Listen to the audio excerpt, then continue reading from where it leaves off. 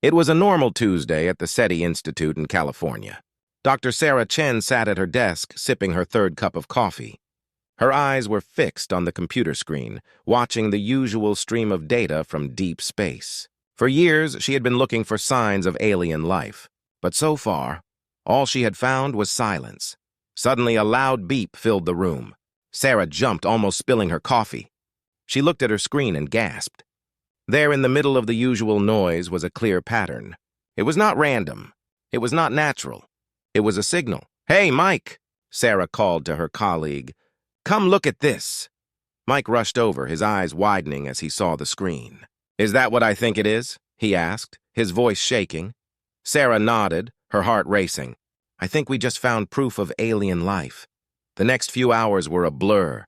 Sarah and Mike checked and double-checked the signal. They ran every test they could think of, but the result was always the same. This was real. They had received a message from space. As word spread, the small SETI office became crowded. Scientists from other departments came to see. Then reporters started showing up. By evening, the parking lot was full of news vans. Inside, Sarah and her team worked non-stop to understand the message. It was not easy. The signal was like nothing they had ever seen before. It used math and physics in ways that humans had never thought of. "It's like trying to read a book in a language we've never seen," Sarah told the reporters. "We know it's a message, but we don't know what it says." Days passed. The world watched and waited. People argued about what the message might mean. Some were excited. Others were scared. Everyone had an opinion. Then on the fifth day, Sarah made a breakthrough. She found a pattern in the message that looked like a map. It showed a star system far from Earth, and there, in the middle of the map, was a flashing dot. "I think," Sarah said slowly, "that they're telling us where they are." The next part was even more surprising. Hidden in the complex math of the signal was a simpler message. When Sarah and her team finally decoded it, they couldn't believe what they were reading. "Help us," the message said. "We are stranded." The world was shocked. Not only had they found proof of alien life, but these aliens were asking for help. It was like something out of a movie. Leaders from around the world met to discuss what to do. Some wanted to ignore the message. They said it might be a trap. Others wanted to help right away. They said this was humanity's chance to prove itself. As the debate raged on, Sarah and her team kept working. They learned more from the signal. The aliens were not just stranded. They were stuck outside their own solar system. Their technology had failed, leaving them floating in space. "They're like sailors lost at sea," Sarah explained in a global broadcast. "Except the sea is space, and it's millions of times bigger." The broadcast changed everything. People around the world were moved by the aliens' plight. They started demanding that their leaders do something to help. Scientists began working on ways to respond to the signal. Engineers started designing ships that could travel to the stranded aliens. It was the biggest project humanity had ever attempted. There were problems, of course. No one knew how to build a ship that could travel so far. The distance was far greater than anything humans had ever traveled in space, but people were determined to find a way. As days turned into weeks, the signal kept coming. Sometimes it was strong, sometimes it was weak, but it never stopped. It was like the aliens knew that help was coming, even if it would take a long time. Sarah often stayed late at the office, listening to the signal. She felt a connection to these unknown beings so far away. They had reached out across the stars, trusting that someone would hear them. Now it was up to humanity to answer. One night, as she was about to leave, Sarah heard something new in the signal. It was faint, but it was there. A new pattern. She quickly called her team. As they worked to decode this new message, Sarah felt a mix of excitement and fear. What new information would it bring? Would it make their task easier or harder? Whatever it was, Sarah knew one thing for sure. The adventure was just beginning. Humanity had been called to the stars, and they would answer. The biggest challenge in human history lay ahead, and Sarah couldn't wait to face it. The news of the alien distress signal spread like wildfire. Within days, it was all anyone could talk about. From busy city streets to quiet farms, people debated what to do. In New York, the United Nations called an emergency meeting. Leaders from every country gathered to discuss the alien plea for help. The grand UN building buzzed with excitement and worry. Inside the main hall, screens showed the alien signal. Dr. Sarah Chen stood at the front, explaining what they knew. Her voice shook a little as she spoke to the world's most powerful people. "The aliens are stuck," she said. "They need our help to get home." As soon as she finished, the room erupted into chaos. Some leaders jumped up, shouting their opinions. Others whispered to their advisors, looking worried. The President of the United States stood up first. "We must help them," she said. "It's our duty as an advanced civilization." But not everyone agreed. The leader of Russia shook his head. "It could be a trick," he warned. "We should protect ourselves first." Back and forth the arguments went. Some saw the aliens as a threat. Others saw them as an opportunity. Everyone had an opinion, but no one could agree. Outside the UN, people gathered to protest. Some held signs saying, "Help our space friends." Others had signs warning of alien invasion. The police had to keep the two groups apart. On TV, experts argued day and night. Some scientists said helping the aliens could give Earth amazing new technology, but others worried the aliens might bring dangerous diseases. Religious leaders joined the debate too. Some said the aliens were a test from God. Others said they were demons trying to trick humanity. As the debate raged on, Dr. Chen and her team kept working. They learned more from the alien signals every day. They found out the alien fleet had thousands of ships. Millions of aliens were stranded, waiting for help. When this news came out, it changed things. Suddenly, it wasn't just about helping a few aliens. It was about saving millions of lives. The UN meeting went on for days. Leaders barely slept, trying to make a decision. The whole world watched and waited. On the fourth day, something unexpected happened. A group of students from a small school in Kenya came up with an idea. They suggested that Earth send a small team to meet the aliens first. This team could learn more and decide if it was safe to help. The students made a video explaining their idea. They posted it online and it went viral. Millions of people watched it and liked the plan. Soon, world leaders were talking about it too. Back in the UN, the mood started to change. More and more leaders began to support the students' idea. It seemed like a good compromise between helping and staying safe. But there were still problems to solve. Who would go on this mission? How would they get there? What if something went wrong? As the debate continued, something amazing started to happen. People from different countries began working together. Scientists shared their research. Engineers from rival companies joined forces to design spaceships. The whole world seemed to come together, focused on this one goal. Old enemies put aside their fights to work on the alien problem. Finally, after 2 weeks of non-stop debate, the UN reached a decision. They would send a small team to meet the aliens. This team would include people from many different countries. The announcement was made on live TV. Billions of people watched as the UN Secretary General spoke. "Today we take our first step into a larger universe," she said. "We go not just as Americans or Chinese or Africans, but as representatives of all humanity." The world cheered. In cities everywhere, people came out to celebrate. It felt like a new age was beginning. But even as people celebrated, work was already starting. The mission to the stars would be the hardest thing humanity had ever tried. There were a million problems to solve and not much time. Dr. Chen watched the celebrations from her office. She felt excited but also scared. She knew she would be part of the mission. The adventure she had dreamed of all her life was about to begin.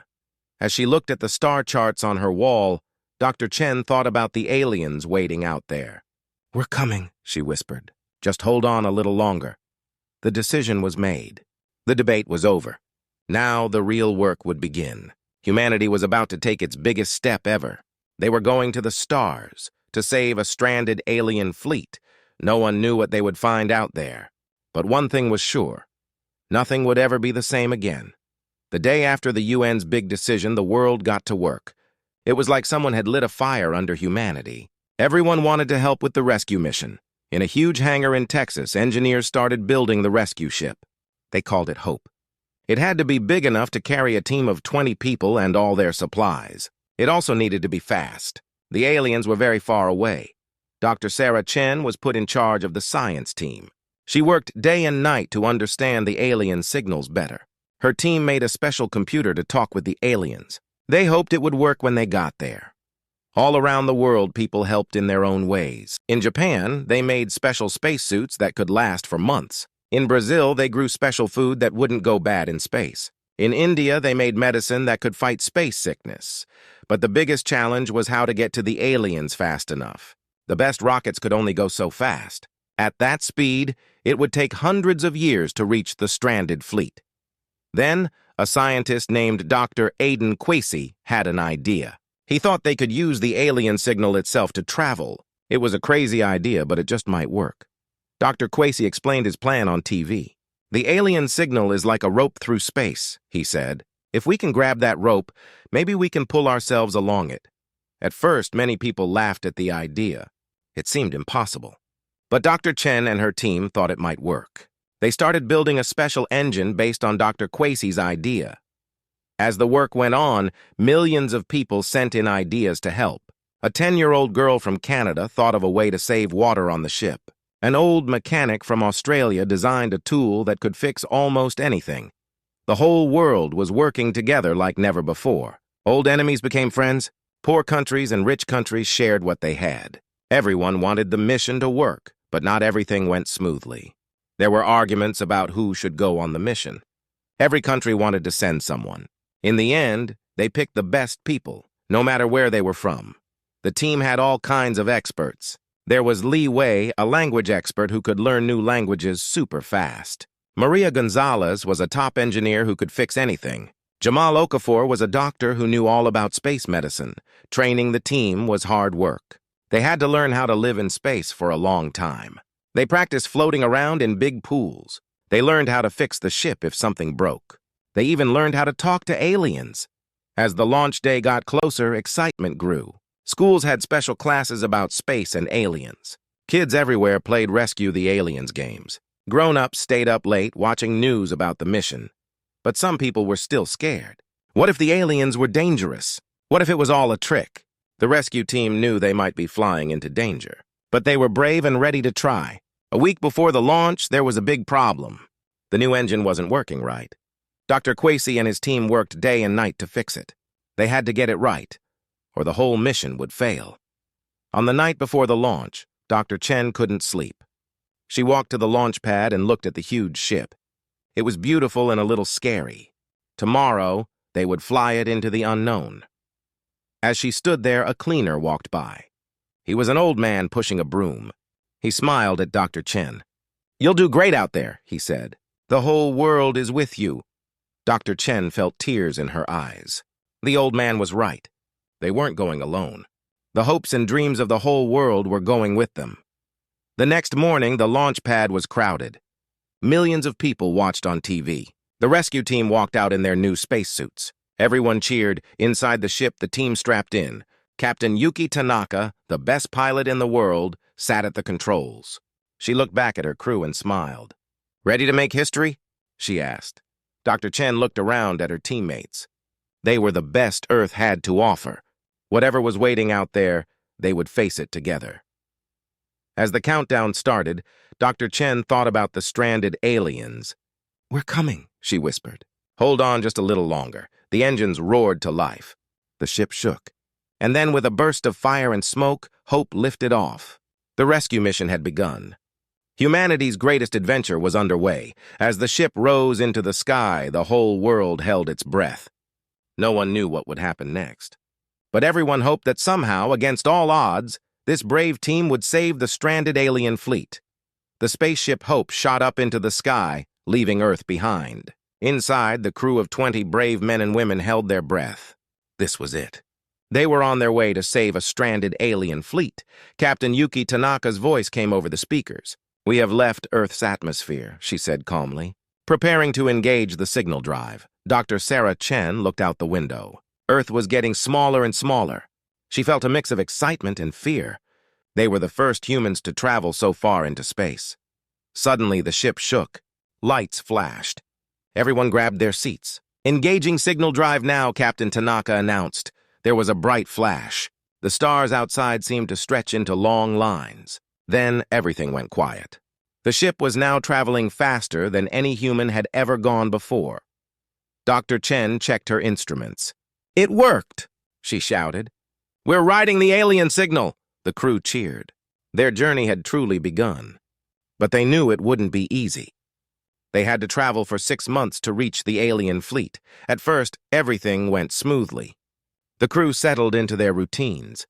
They did experiments, exercised to stay healthy, and studied the alien signals. But after a few weeks, problems started. The ship's computer began acting strange. It would turn lights on and off for no reason.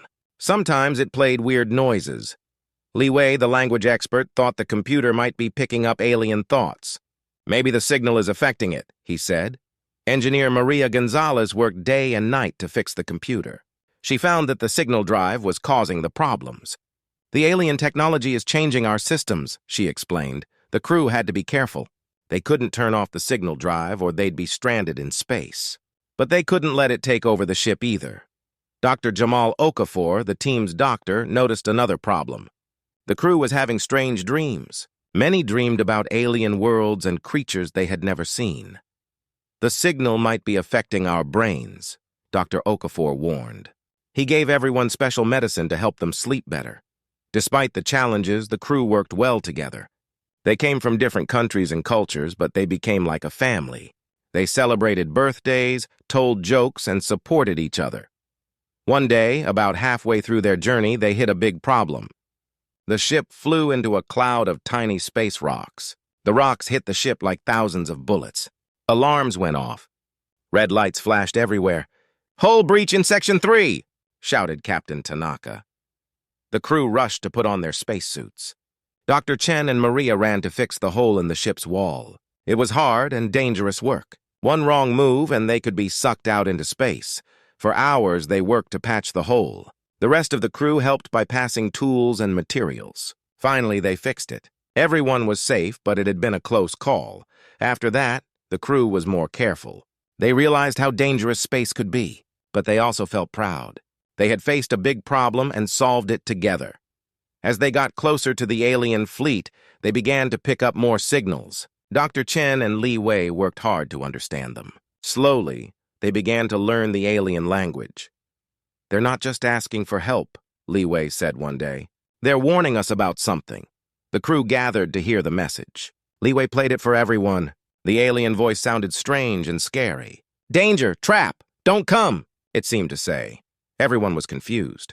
Was it a warning to stay away? Or were the aliens in some kind of trouble? Captain Tanaka called a meeting. "We've come too far to turn back," she said. "But we need to be ready for anything." The crew agreed. They spent the next weeks preparing for every possible situation. They practiced emergency drills and made plans for first contact. As they got closer to their destination, excitement grew.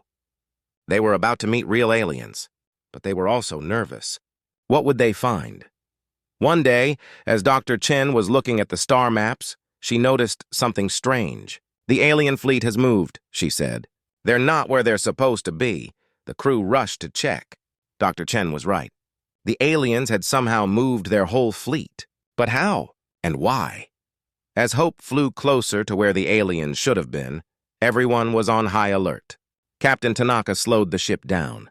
"Keep your eyes open," she said. "We don't know what we're flying into." Suddenly, all the ship's alarms went off at once. The crew ran to their stations. On the main screen, they saw something that made their hearts stop. There, right in front of them, was the alien fleet. But it wasn't stranded or in trouble. The ships were lined up in battle formation, and they were heading straight for Hope. The crew of Hope looked at each other in shock. This wasn't a rescue mission anymore. It was something much more dangerous, and they were right in the middle of it. The crew of Hope stared at the main screen in shock. The alien fleet wasn't stranded. It was ready for battle, and it was coming straight at them. "Battle stations!" Captain Yuki Tanaka shouted. But Hope wasn't a warship. It didn't have any weapons. Dr. Sarah Chen rushed to the communication station. "We need to talk to them," she said. "It's our only chance." Li Wei, the language expert, nodded. He had been studying the alien language for months. Now it was time to use it. "Alien fleet, this is the Earthship Hope," Li Wei said into the radio. "We come in peace. We are here to help." For a long moment, there was only silence. The alien ships kept coming closer. Everyone on Hope held their breath. Then suddenly a voice came through the speakers. It was unlike anything they had ever heard. It sounded like music and thunder mixed together. Li Wei listened carefully. His eyes went wide. "They're asking who we are," he said. "They don't understand why we're here." Dr. Chen stepped forward. "Tell them we received their distress signal," she said. "Tell them we came to save them." Li Wei translated the message. The crew waited nervously for the reply. The alien ships were now so close they could see them clearly. They were huge and shaped like giant sea creatures. The alien voice came back. This time it sounded confused. Li Wei translated, "They say they never sent a distress signal. They think we're lying.